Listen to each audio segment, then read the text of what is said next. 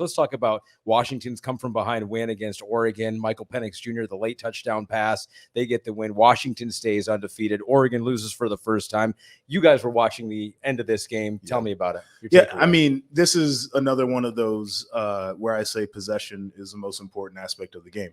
And I know people are criticizing Dan Lanning for all the fourth down calls, and specifically that one was around midfield in the fourth quarter. And what I like to say to that is field goals, probably not winning that football game, like kicking a bunch of them. And punting the ball back to Washington, probably not going to help you win that football game, because Washington is an offense that can drive the length of the field. Like pinning them back doesn't do very much. And they had some drives that started, deep in their own territory, and they were able to move it. So from that aspect, I totally get it. You give your kicker a chance at the end. You miss the field goal. That's tough. Both of these teams, I think, showed me a lot, where Oregon was still pretty balanced in their approach. They had 204 rush yards, 377 through the air. Washington was who they were. But I don't know who's got the defense to stop Michael Penix Jr. first off. But also the wide receivers. Oh, my God. And it's a quarterback's dream. Right? Yeah, buddy. They have so many things going for them on the offensive side of the ball. I think DeBoer is maybe one of the best, if not the best, play caller in all of college football. DeBoer, I mean, it's the most exciting offense to watch, honestly. Formationally, the diversity that they bring, the different looks, and then the pressure that they put on a defense, because they're constantly doing pre-snap movements, right, from one side to the other, then motion a guy over. I mean, they help facilitate these guys to get open. And then not only that, but then you've got 3 wide receivers. I mean, even today, you had 4 or 5 wide receivers that all made plays that can go out on any given day and beat one-on-one opportunities, but then you set them up for their success with a talented quarterback like Michael Penix Jr. I mean, they're so much fun to watch. I mean, it's like watching a video game at times, right? It's interesting, Joshua, because we go back and forth on this. Go for it. You trust your offense, right? Go for it, guy. Well, and I get it, right? Like you trust your offense, and you've seen it throughout the course of this season, right? With Oregon, with Washington. Mm-hmm. But when you're looking at, I mean, Washington only put up 14 points in the second half. Right. No, I totally get right. that. You're at midfield. You have the lead.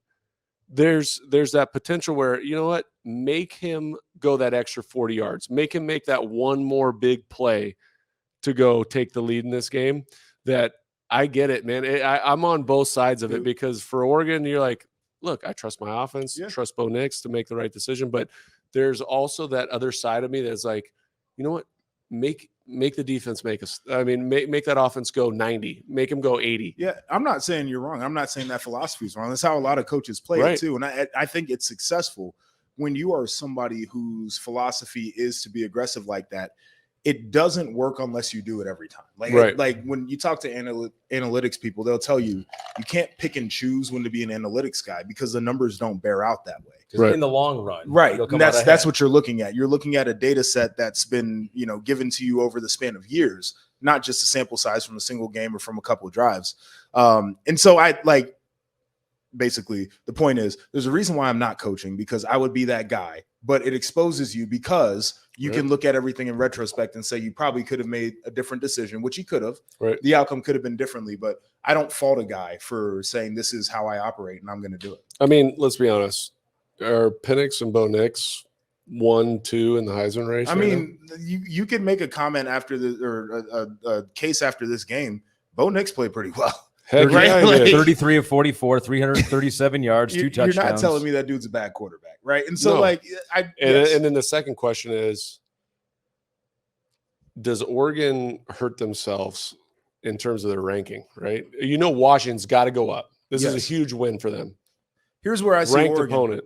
One loss, they are not out of anything. Right. It's a 3-point loss to a great team. On the road. Last minute, and you set yourself up to tie the game late. And you got other games out there where if you can get wins and convincing wins, you're looking at the end of the year and saying, hey, we're right in the mix. USC was hurt the most today. They were. Out of those three teams. They were. USC was hurt the most. People because thought it was Notre a Dame, definitive win.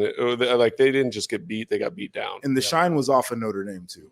Yes. Particularly after last week. Yeah, and USC's schedule coming up is, they got Here's my hot take for USC. Yeah. 3-loss team by the end of the year. The plan is out there. I think it's on tape now. I think people get a little bit more confidence from watching tonight and what Notre Dame did. Sure. And the teams that they still have to play, I think it's going to be an uphill battle. I mean, they play Washington. They play Oregon. I mean, these are legit teams. Even UCLA with that defensive structure that they have out there. I mean, they probably have, I know that Oregon UCLA State, struggled. they have Washington State, Oregon State. They've got a lot They of still ranked have opponents Utah. coming up. Because Utah's going to smack them in the mouth. They right? have the last 2 years. All right, That's gonna be so interesting. I still think Washington definitely a playoff contending team. Washington, Oregon's still in the mix. When the polls come out, if they're not in the top 4, I'm going to be mad. USC is going to need to do some things, win out. Yeah. And if Who they goes do out of the that- top 4 then? Ohio State's sitting there at 3. They got to win over Notre Dame, but I don't think that their resume looks as convincing as what now Washington would have. Right, I think FSU. Yeah. Oklahoma. Washington. Oklahoma to me, I feel Oklahoma like has a needs case. to be in there. And then you can do the thing with Georgia and Michigan and who have they played, but they've looked so They're going to get a good. pass right now. And they should. They've Yes. handled business. Michigan specifically. Georgia has sputtered at times, Yes. but You know, Michigan- Georgia's going to get the pass. because Michigan they won had back-to-back 17 times. yards. I mean, was it 17 yards in the I first know, it quarter? was a All right, well, nasty you know first what? quarter. Yeah, Listen, so- you want to talk about the game? guys, Sorry. you can't control who you play. Oh, actually, you can control who you play in college football.